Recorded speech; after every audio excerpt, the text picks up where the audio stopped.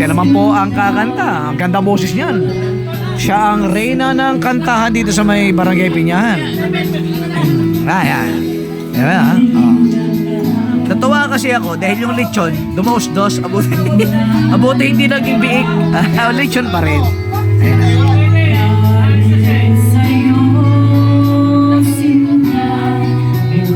Pakinggan nyo na maigi yan mga kapatid. Ha?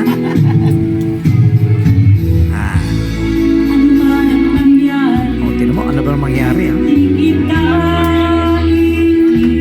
Ganyan siya magmahal mga katagay. Walang iwanan till death do us part, kumbaga sa English. Nawala din sa kanta yun. Ay, si mo, insan na pa. Mali, ma-discover ka, insan. Ni-YouTube ko to, tini-TikTok ko to, pini-Facebook ko to. Oh, saan ka pa? Ay, may mag-comment, mga manager. Sino yung babaeng kumakantang? Pinsan ko yan, si Evangeline Pascual. Ay, Pascual.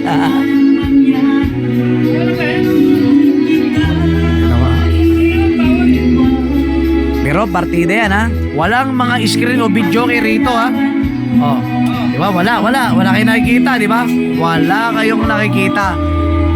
Kumakanta lang siya ng mag-isa.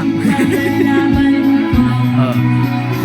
Nakayuko siya kasi ang kinakanta niya, ito ang kinakantahan niya, ang dahon. Yan dahon na yan. Kasi yung dahon na yan, dumaustos kasi yan eh.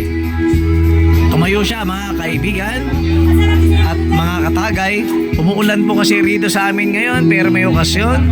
Kaya pasensya na kayo. Pati singer natin, tumayo na hindi nagpapaalam. Ayan ha. Ay, babalik na po siya ulit pala. Nagpalit lang pala ng bala. Ibig sabihin, ang bala niya kanina ay 45. Ngayon, naging AK-47. Okay. Ayan na. Yan ang pinakamagaling kumanta sa tribo namin. Alam ba, anong pangalan ng tribo namin? Hindi ko rin sasabihin. Iisipin ko muna. Kasi inom muna ako kasi walang cook. Eh, ito nyo naman yan, no? Walang cook. Oh, tuba lang.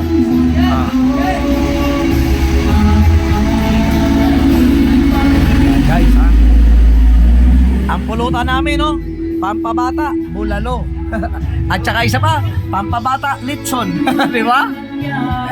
Kanya lang dito sa tribo namin kasi pagka gusto mag-inom at saka kumanta, ganyan lang, magkakatay ng baboy, minsan kalabaw.